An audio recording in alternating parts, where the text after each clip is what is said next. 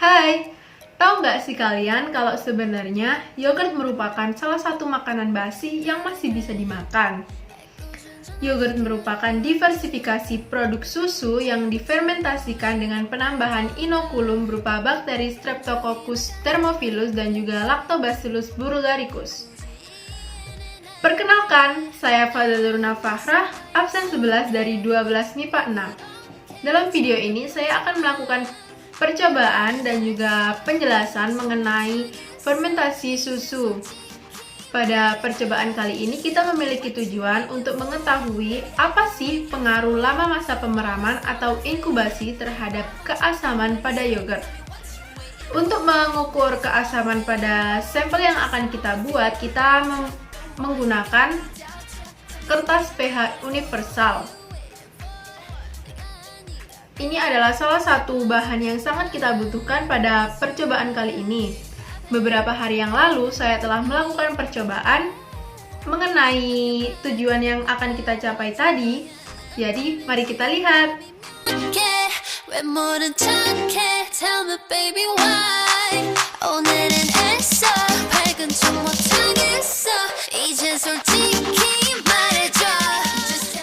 Jadi langkah pertama adalah kita harus mensterilkan tempat penyimpanan yang akan kita gunakan untuk memfermentasikan susu yang akan kita gunakan.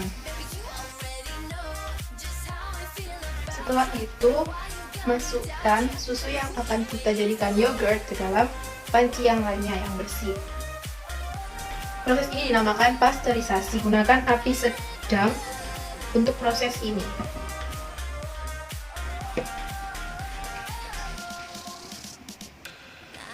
Pasteurisasi susu hingga suhu susu mencapai 80 derajat Celcius. Sekarang ini susunya suhunya 80 derajat. Jadi kita sudahi proses pasteurisasi ini. Dilanjutkan ya apinya.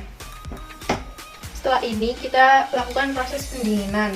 Biarkan susu sampai bersuhu sekitar 40 atau 43 derajat supaya kita bisa lakukan proses selanjutnya, yaitu inokulasi.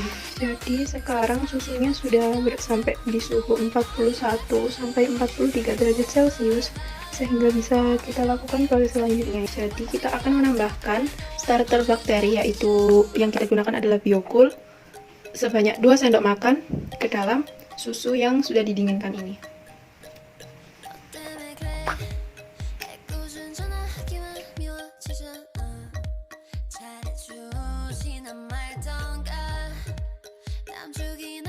Setelah itu, kita akan mengambil beberapa sampel dari susu yang barusan dicampur ke dalam mangkok kecil ini.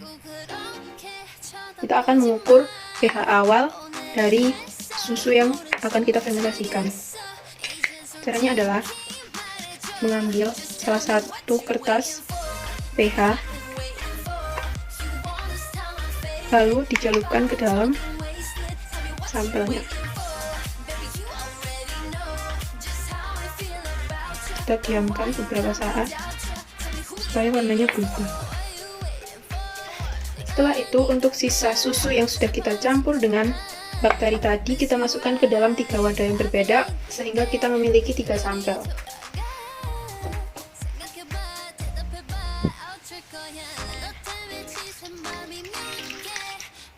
Lalu kita tutup wadahnya.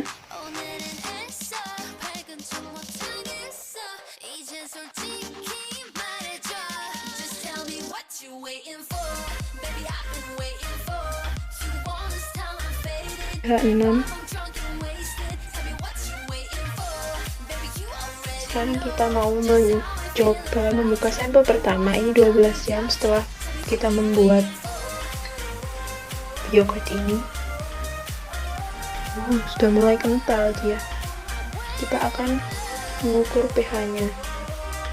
Untuk ini akan menjadi sampel pertama pada percobaan kita.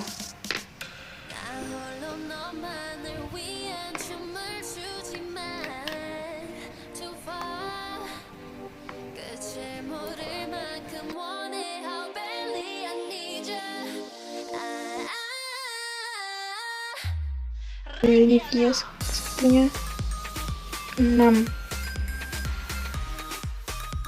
Kita akan membuka sampel kedua dari percobaan yogurt kita.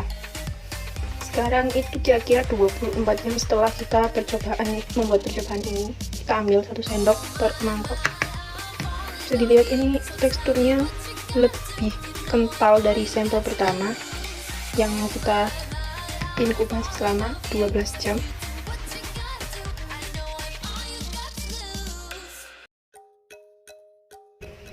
Kalau kita lihat, kira-kira ada di pH 5. Hari ini sudah 48 jam setelah kita melakukan percobaan. Sekarang kita saatnya membuka sampel ketiga pada percobaan yogurt ini. Baunya lebih masam, lebih menyengat dari sampel kedua kemarin. Dan teksturnya juga lebih kental dari tekstur sampel kedua yang kemarin. Yaitu lebih condong ke pH 4 ya. Strip pertama dan keduanya sangat mirip dengan strip pH nomor 4. Singkatnya, bakteri Lactobacillus bulgaricus akan menghidrolisis protein menjadi asam amino dan peptida, serta lemak menjadi asam lemak, di mana asam amino dan asam lemak ini akan menjadi makanan atau nutrisi bagi Streptococcus thermophilus untuk melakukan aktivitasnya, yaitu mengubah laktosa pada susu menjadi asam lemak yang akan menghasilkan aroma masam dan juga rasa masam serta meningkatkan kekentalan pada susu. Oleh sebab itu, yogurt memiliki tekstur yang lebih kental dari susu dan memiliki aroma yang lebih masam dari susu. Pada sampel 1, bakteri yang sudah tumbuh masih sedikit sehingga perubahan pH-nya tidak terlalu signifikan, yaitu masih berada pada kisaran 6 sama seperti pH awal sampel. Lalu pada sampel kedua, bakteri mulai mengalami fase pertumbuhan logaritmik di mana dia akan bertumbuh dan berkembang biak secara cepat dan konstan. Oleh sebab itu, pada sampel kedua, pH yang dimilikinya mulai turun dari pH awal yaitu kisaran 5. Untuk sampel ketiga, pH-nya turun lebih banyak daripada sampel pertama yaitu dari 6 menjadi 4 karena bakteri asam laktat yaitu bakteri Lactobacillus sp dan Streptococcus sp-nya mulai menjadi lebih banyak. Karena waktu hidup yang dilalui oleh bakteri asam laktat lebih panjang, maka dia akan memetabolismekan laktosa pada susu lebih banyak sehingga kekentalan dan keasaman yang dimiliki oleh pH sampel ketiga lebih tinggi daripada sampel kedua.